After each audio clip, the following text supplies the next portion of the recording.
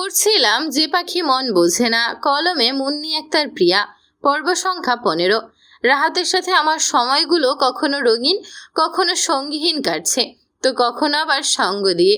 আমাদের দেখা হয় প্রায় 2-1 দিন পরপরই তিনি হুটহাট সারপ্রাইজ দিতে হোস্টেলের সামনে চলে আসেন, আবার কখনো কলেজের সামনে চলে আসেন।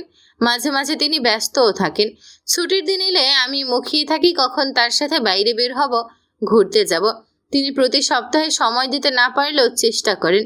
আমিও তার ব্যস্ততা বুঝি। এত কিছুর মাঝে কিন্তু আমার পড়াশোনার ফাঁকি দেওয়ার একদম সুযোগ নেই। তার এক কথা, যা খুশি তা হোক, পড়াশোনাটা ঠিকমতো করতে হবে। রেজাল্ট ভালো না হলে খবর করে ছাড়বে। আমি জানি না আসলে এই রেজাল্ট ভালো না হলে তিনি রাগ করবেন কিনা, তবে আমি নিজ ইচ্ছাতেই এখন আগের থেকেও আরও ভালো করে পড়াশোনা করি। তার বউ তার মতো না হলে হবে। আমাকে নিয়ে তার অনেক স্বপ্ন আছে, সেগুলো পূরণ করার জন্য হলেও তো আমায় পড়তে হবে।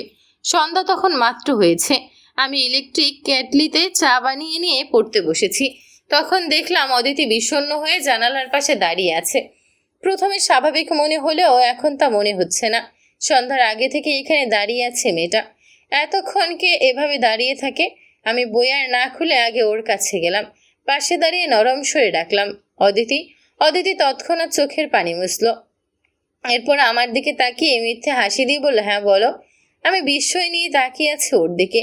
অনেক দিন হয়েছে আমরা একসাথে আছি। শুরু থেকে অদিতিকে আমি হাসি খুশি, প্রাণবন্ত ও স্ট্রং দেখে আসছি। কখনো ওকে মন খারাপও করতে দেখিনি। তাই আজ হঠাৎ ওর চোখে পানি দেখে অবাক না হয়ে পারিনি সত্যি। কাঁধে হাত রেখে জিজ্ঞেস করলাম, কি হয়েছে? কাঁদছো কেন? ও সেই মিথ্যা হাসিটা তখনও ঠোঁটে রেখেই বলল, কই বলো, তুমি কিছু বলবে?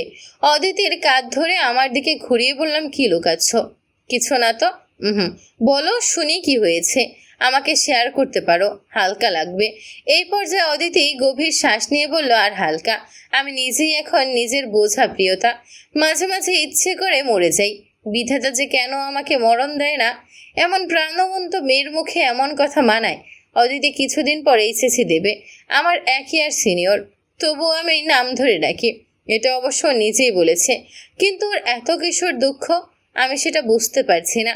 যদি ব্যক্তিগত কিছু হয় তাহলে জিজ্ঞেস করা ঠিক হবে কিনা তাও বুঝতে পারছি না। আমি কিছু বলার পূর্বেই অদিতি নিজেই বলল, আজ তার বিয়ে। আমি বিস্ময় নিয়ে বললাম, কার? আমার প্রাক্তন প্রেমিকের। জানো, ওর জন্য আমি পরিবার, সমাজ, বন্ধুবান্ধব সবার বিরুদ্ধে গিয়েছিলাম। শুধু ওকেই বেছে নিয়েছিলাম। ওর জন্য আমি ধর্ম পাল্টাতেও রাজি ছিলাম। আর দিন শেষে ও কী করেছে জানো? আমাকেই ছেড়ে দিয়েছে। আমাকে হাজারটা স্বপ্ন দেখিয়ে এখন অন্য কাউকে বিয়ে করেছে। অদিতিকে সান্ত্বনা দেওয়ার ভাষা আমার জানা নেই। এই অবস্থায় কোন শব্দটা আসলে একটা মানুষকে স্বস্তি দিতে পারে আমি তাও জানি না। তবে আমি রাহাতকে ওই ছেলের জায়গায় কল্পনাই করতেই পুরো মনটা মুহূর্তেই বিষিয়ে যেতে লাগলো আমার। সেই সঙ্গে অদ্ভুত রকম মরণ যন্ত্রণা হচ্ছে বুকের ভেতর। এই কষ্ট সহ্য করার ক্ষমতা মানুষের আছে, সত্যি আছে।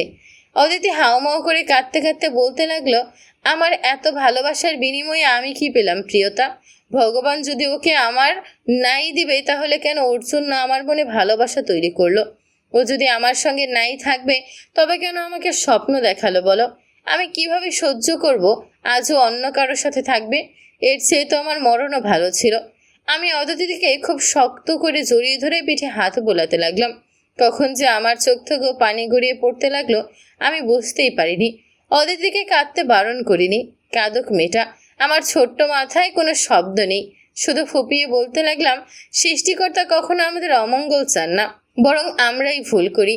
ভুল করাটা অন্যায় বা দোষের না, মানুষ মাত্রই ভুল। আমরা কেউই সেই ভুলের ঊর্ধ্বে নই। কিন্তু তাই বলে ভুলকে আঁকড়ে ধরে থাকা যাবে না অদিতি।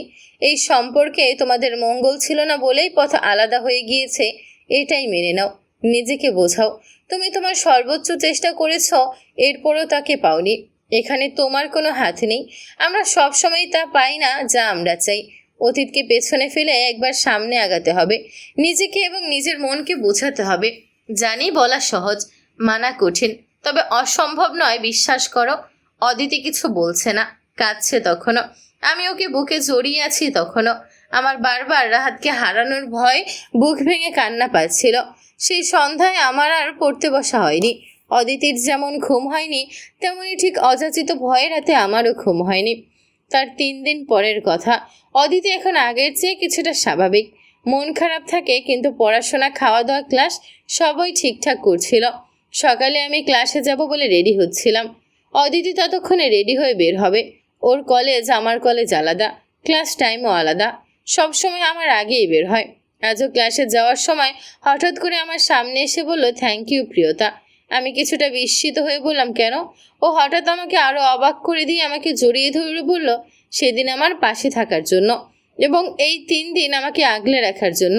তুমি না থাকলে আমি নির্ঘাত উল্টাপাল্টা কিছু করে ফেলতাম। তুমি অনেক ভালো মনের একটা মেয়ে। ঈশ্বর তোমাকে সবসময় দুধে ভাতে ভালো রাখুক। ওর কথায় আমি হাসলাম। ভালো লাগছিল ওর পরিবর্তন দেখে। আমি ওকে জড়িয়ে ধরে বললাম, তুমিও একদিন অনেক সুখী হবে, দেখে নিও। তোমার জীবনেও এমন একজন আসবে যে তোমাকে তোমার মতো করেই ভালোবাসবে, আগলে রাখবে। তোমার মুখে ফুল চন্দন। হেসে কথাটা বলেই অদিতি কলেজে চলে গেল। আমিও রেডি হয়ে বের হব, তখন রাহাতের মেসেজ এলো, শুভ সকাল, আমার পরিব, সন্ধ্যায় হোস্টেলের সামনে আসবো, রেডি থেকো।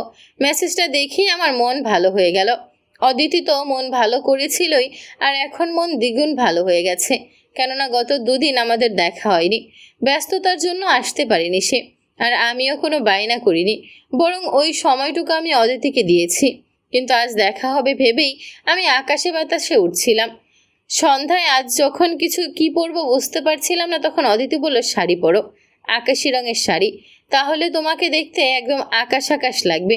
আমি ঠোঁট উল্টে বললাম, হুট করে শাড়ি পরবো? কেমন লাগবে? কেমন আবার?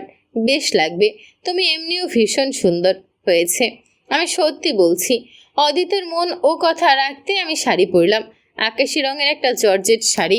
রিদির আজ জন্মদিন। সকালে উইশ করেছিলাম, ওর নাকি ইচ্ছে আমাকে নিয়ে কেক কাটবে, তাই রাহাত আজ ওকে নিয়ে আসছে। আমি রেডি হতে হতে রাহাত চলে এসেছে। অদিতের থেকে বিদায় নিয়ে আমি নিচে চলে গেলাম। মেন গেট দিয়ে বের হতে রিদি দৌড়ে এসে আমাকে জড়িয়ে ধরল। পিঙ্ক কালারের একটা গাউন পরেছে, কি ভীষণ মিষ্টি যে লাগছে দেখতে, ঠিক যেন ছোট্ট একটা বারবি দল। আমি ওকে জড়িয়ে ধরে কপালে চুমু খেয়ে বললাম, তোকে ভীষণ সুন্দর লাগছে। রিদি আহ্লাদি কণ্ঠে বলল, তোমাকেও। রাহাত গাড়ি থেকে নামেনি, ড্রাইভিং সিটেই বসেছিল। আমার উদ্দেশ্য বলল, ম্যাম, আপনারা কি গাড়িতে উঠবেন নাকি বাইরে এভাবে দাঁড়িয়ে থাকবেন? আমরা কেউ কোনো জবাব না দিয়ে পেছনে গিয়ে বসলাম। রাহাত বিস্ময় নিয়ে পেছনে তাকিয়ে বলল, 2 জন কেন পেছনে গিয়ে বসলি? আমি কি তোদের ড্রাইভার? রিদি কিছুটা বিরক্ত হয়ে বলল, ভাইয়া, কতদিন পর আপুর সাথে দেখা হলো আমার, তুমি এমন করো কেন? আজ তোর বার্থডে বলে কিছু বললাম না। রিদি হেসে বলল, থ্যাংক ইউ। রিদি আমার সাথে হাজার গল্প জুড়ে দিয়েছে এর মধ্যেই। আজ সারা রাত কথা বললেও ওর গল্প শেষ হবে বলে মনে হচ্ছে না। তোতা পাখির মতো টুকটুক করে কথা বলছে। আমিও মনোযোগ দিয়ে শুনছিলাম। গাড়ি হঠাৎ বাড়ির পথে যাচ্ছে খেয়াল করে জিজ্ঞেস করলাম, আমরা কোথায় যাচ্ছি? রাহাত বলল, বাড়িতে। আমি উৎকণ্ঠিত হয়ে বললাম, কেন? দিদি তখন আমাকে শান্ত করে বলল, আমি আব্বু আম্মুর থেকে পারমিশন নিয়ে নিয়েছি, আম্মুই তোমাকে নিয়ে যেতে বলেছে, তুমি কোনো টেনশন করো না। আমার টেনশন যেন তবুও কমছিল না। আজ কতদিন পর আমি বাড়িতে ফিরছি। সত্যি বলতে অজানা ভয়ের সাথে ভীষণ আনন্দ ও সংকোচ হচ্ছিল আমার। গাড়ি থেকে নেমে ভেতরে গিয়ে দেখি অনেক মেহমান এসেছে। সবাই এতক্ষণ আমাদের জন্য অপেক্ষা করছিল। চাচু ও চাচিমণি একদম স্বাভাবিক আচরণই করছিল আমার সাথে। চাচিমণি এসে আমাকে জড়িয়ে ধরেছে। তবুও কেন জানি এতদিন পর পরিচিত বাড়ি ও পরিচিত মানুষগুলোকে কেমন যেন অপরিচিত আলাদা আলাদা লাগছিল। কেক কাটা শেষ হলে রাতে ডিনার করে মেহমানরা বাড়ি ফিরতে গিয়েছে। আমিও রেডি হয়েছি হোস্টেলে ফিরে যাব বলে। তখন চাচিমণি এসে বললেন, আজ আর এত রাত করে ফিরতে হবে না, কাল সকালে যাস, তোর রুম গুছিয়ে রেখেছি আমি, গিয়ে ফ্রেশ হয়ে নে।